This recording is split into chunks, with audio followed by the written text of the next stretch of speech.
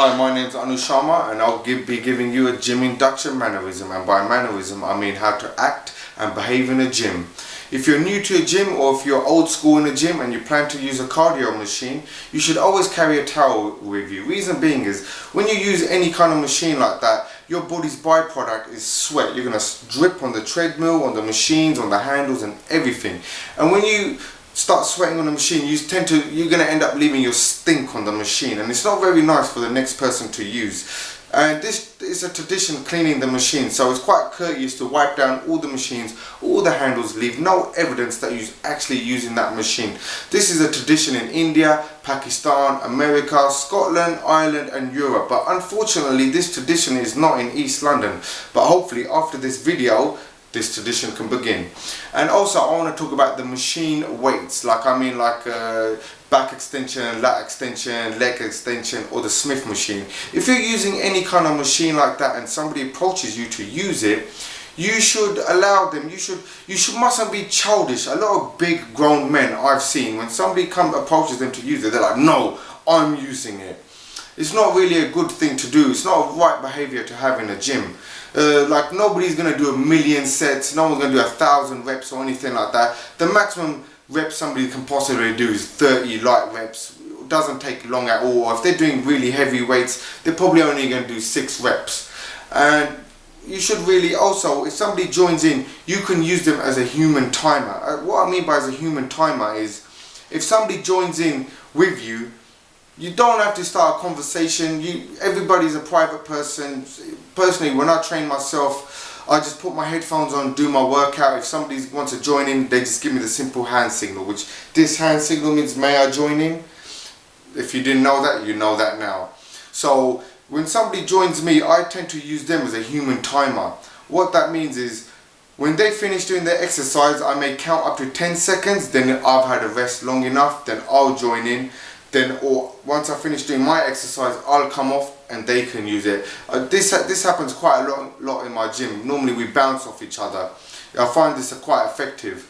And also I want to talk about dumbbells. Who has the most rights over dumbbells? How dumbbells work is, let's say I approach you, I'll say, sorry mate, sorry to disturb you. Is it okay I'll join you if I can join in with you? And hopefully you say yeah. So I'll get the dumbbells, do side raises, front raises, whatever I'm doing. Once I'm finished doing that exercise, I approach you and give you the dumbbell backs. The reason I give you the dumbbell backs, I've come into your equation.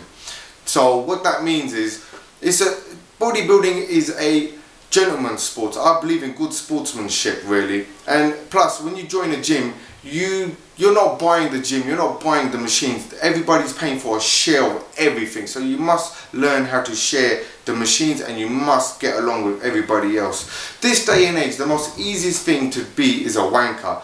If you could buy shares in a wanker, you could probably retire a lot sooner than you thought. And also, I received an email from Bao, and Bao's been training for quite a while.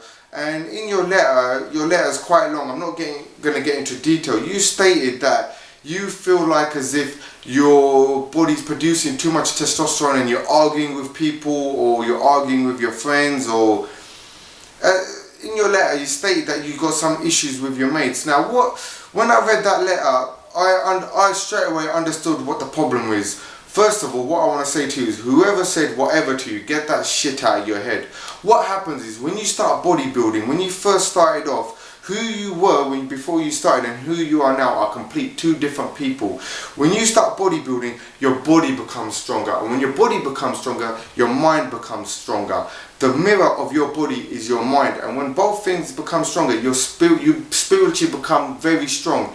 And what happens is, you separate yourself from the masses. And when I mean separate yourself from the masses, in your letter you stated that you're sessioning, blazing too much with your mates, but you don't want to do that no more. You just want to concentrate on bodybuilding. First of all, I want to congratulate you on you saying that. Now, by you saying that, that means you admitted you're a pro. And in your letter, I think you've identified the issues in your life. What's happened as you trained, over a certain amount of years, you've behaved a certain way with your friends. And obviously, they're your friends and you've been bodybuilding. obviously you've come to your journey now, and you've grown into a complete different person, and how you were with your friends and how your friends are, they've come to accept you how you were. But as soon as you come out of that circle and you learn to say no, they're like, whoa, who the fuck does this geezer think he is? Who this was? You think you some slick geezer? What's happened is you've become a different person. You've separated yourself from the masses. You are starting you're beginning your own journey and your own individuality. You've identified that.